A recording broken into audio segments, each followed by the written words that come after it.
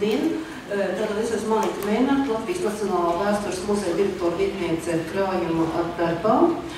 Un tātad savu referātu, kura tēma ir jūsu priekšā, tas ir nesenās pagātnes vēstures liecību komplektēšana un tās vieta Latvijas Nacionālā vēstures muzeja krājuma stratēģijā. Es gribētu sākt ar muzeja misijas ļoti īsu formulējumu. Tātad Latvijas Nacionālā vēstures muzeja misija ir Latvijas valsts un tautas interesēs vākt, saglabāt, pētīt un popularizēt Latvijas un pasaules garīgās un materiālās kultūras liecības no vissenākajiem laikiem līdz mūsdienām. Latvijas Nacionālās vēstures muzejs šodien ir lielākā kultūras vērtība krātuve, kas glabā vairāk nekā 1 miljonus priekšmetu. Muzeja krājums ir ļoti daudzveidīgs, ļoti apjomīgs. Un kolekcija, protams, tiek papildināts atbilstoši izstrādātāju krājuma politikai, bet, protams, tik īsā laikā visu šo krājuma politiku analizēt nevar. Un tāpēc es faktiski izvēlējos tādu vienu diezgan šauru jomu. Tā ir Latvijas vēstures nesenās pagātnes muzealizācija, ar to domājot Latvijas vēsturu laika periodā no 20. gadsimta 40. gadu beigām līdz pat 20. gadsimta 80. gadu beigām, un faktiski izvēloties 3 tādas tēmas. Pirmā tēma ir ikdienas dzīve padomu Latvijā, otrā tēma – nacionālās identitātes un valstiskuma idejas saglabāšana, sabiedriskās dzīves noris un ikdienas dzīve trimdā, un trešā tēma ir republikas skarbākā šo 3 tēmu vidū, tās ir padomu režīma represijas Latvijā. Un dažādi iemesli dēļ šīm tēmām pēdējo 10 gadu laikā muzeja krājuma komplektēšanā ir bijusi, un arī šodien daļai ir prioritāra nozīme. Un tāpēc es gribētu sākt ar pirmo tēmu. Tā ir ikdienas dzīve padomju Latvijā.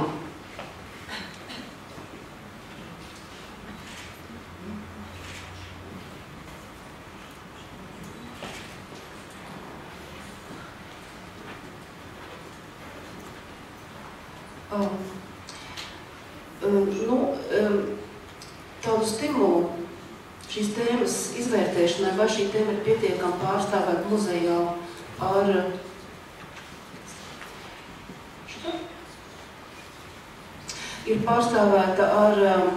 muzeja priekšmetiem, ierosmi deva 2 izstādes. Viena no šīm izstādēm notika 2004. gadā. Tā bija izstādē Padomu saule, kurai bija arī apakšviesraksts padomju varas simboli un padomju cilvēku sapņi. Un šī izstāde mums stāstīja par padomju ideoloģijas radītajiem tipiskajiem padomju simboliem, bet līdzās tika parādīta arī ikdienas dzīve. Un otra izstāde, tas bija 2011. gads, tā bija izstāde padomju ikdienas dizains. Tātad izvērtējot krājumu, vai mēs varam šīs tēmas pilnvērtīgi atspoguļot abās izstādēs, mums ļauj izdarīt secinājumus, ka šo neseno pagātni dokumentējuši muzeja priekšmeti, tomēr krājumā ir salīdzinoši maz pārstāvēti. Gan ideoloģiski apsvērumu dēļ, gan daļai bieži arī subjektīvu un objektīvu iemeslu dēļ.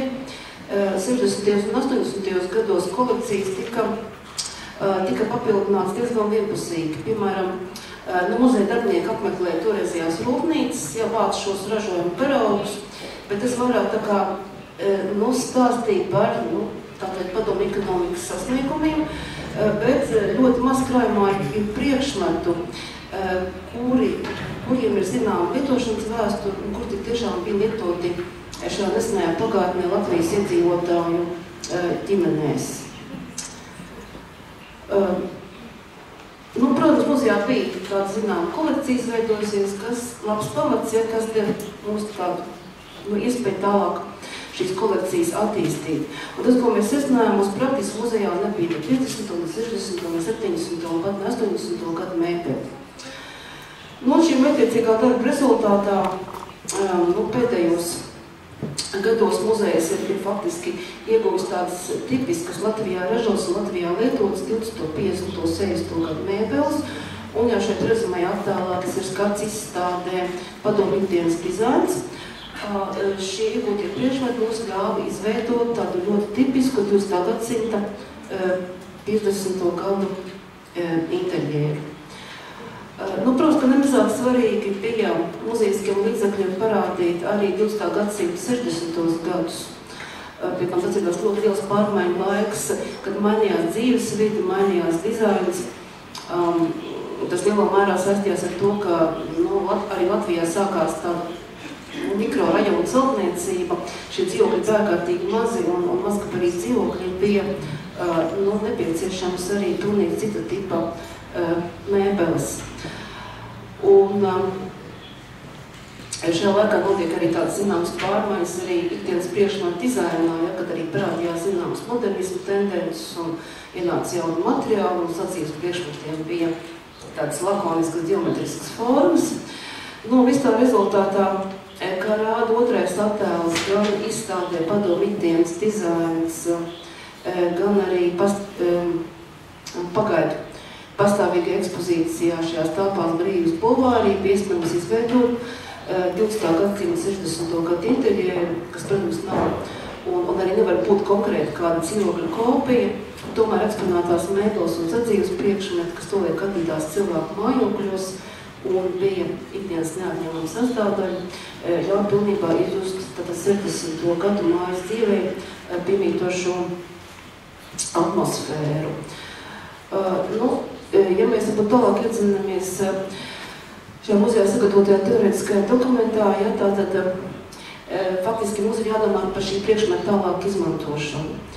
Un tātad, ja mums ir 60. gadu tāda tipiska sekcija, svarības kāds no ekspozīcijas, tātad ir nepieciešams šo sekciju piepildīt ar tā laika priekšmetiem, un tātad mums arī jāpārliecinās, vai mēs varēsim šo ticamības atmosfēru radīt. Un, tātad es gribu demonstrēt divus priekšmetus, kas arī ir iegūti pēdējo gadu laikā. Tā ir kafijas servīze, kas ir tipisks tāds 60. gadu dizaina paraugs, un šādas formas bija Latvijā ģimenē diezgan iecienīts, un šīs servīzes pirka. Un otrs ir tāda porcelāna figūriņa, kas arī bija diezgan tāds mīļš priekšmets, kā cilvēki novietoties savos plauktos un sekcijā. Un varbūt vēl viens piemērs ir tātad ļoti zemes grāmatplaukts un arī uz tā ir tāda ļoti raksturīga vāze. Un ar to, ka muzejs ir kaut kur trāpījis desmitniekā, šī mūsu pagaidu ekspozīcija ir nesen atklāta un faktiski ir ļoti labs atsauksmes gan sociālos tīklos, gan arī ekskursijas vadot no cilvēkiem, kuri šo posmu pazīst.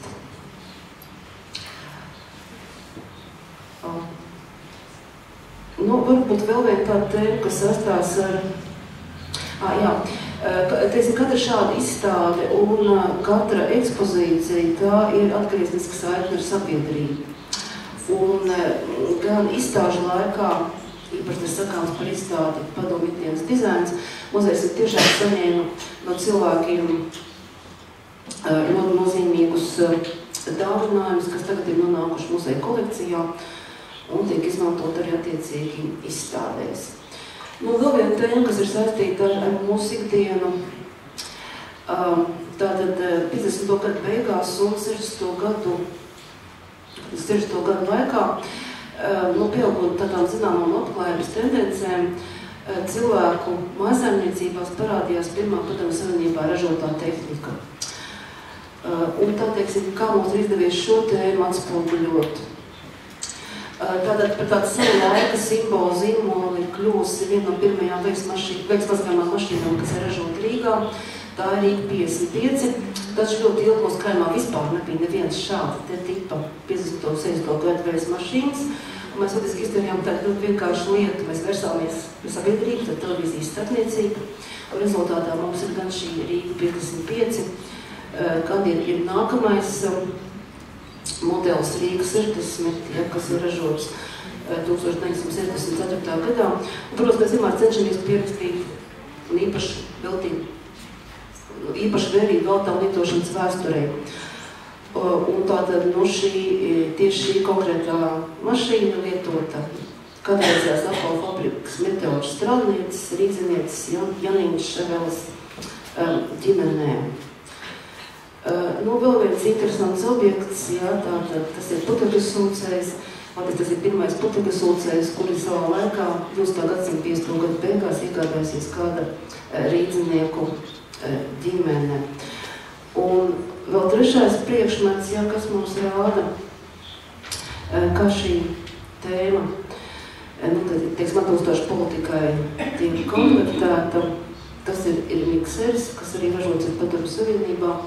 Viņš ir metods Krāslavā, arī zināmā ģimenē, bet faktiski tas kriterijs, kāpēc mēs tieši izvēlējāmies šo tādu formu ziņā diezgan interesantu priekšmetu, ir ne tikai šī lietošanas vērtība, bet tas, ka 40. gadu ikdienas dizainā Padomju Savienībā ienāca kosmosa tēma.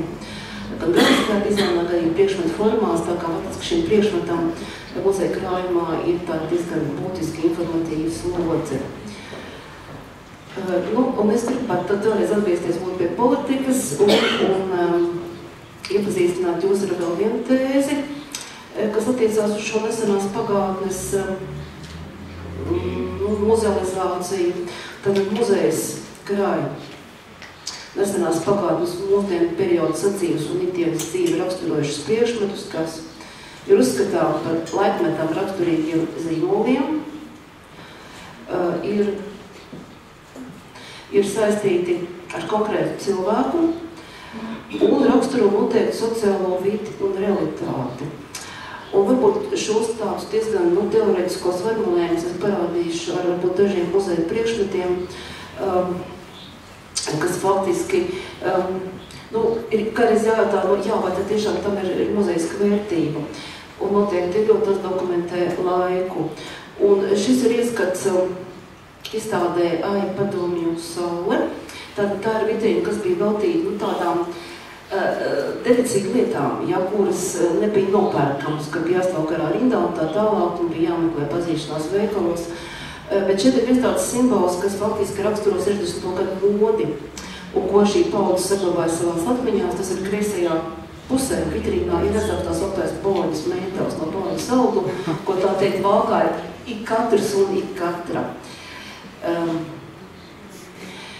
Nākamais, varbūt šis simbols, ko es izvēlējos, ir šis laikmeta zīmols. Tas nebūs priekšmets, bet tas būs vesels veikals.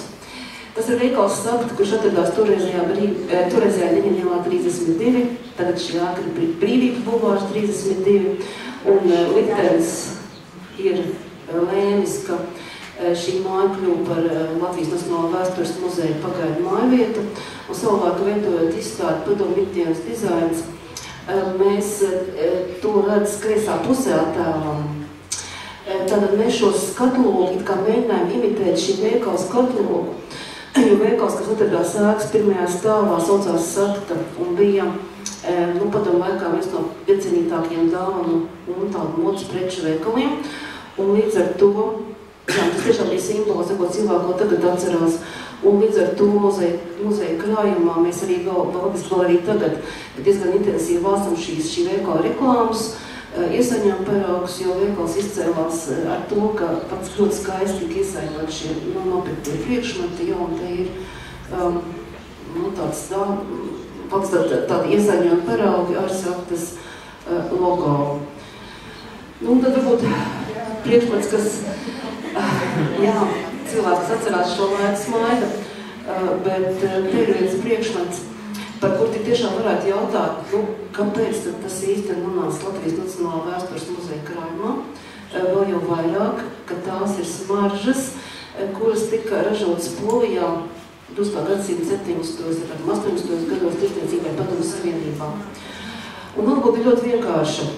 Tātad šīs smaržas bija ārkārtīgi populāras. Var teikt tā, ka tas bija katrs vidusskolnieks, katrs tā laika students, katrs šī referāta autors, tāds sapnis, ka kādā veikalā viņas varēja iegādāties, ja tur bija gars vīns un tā pacietīgi stāvēts un pirkts. Vēl viens priekšmets,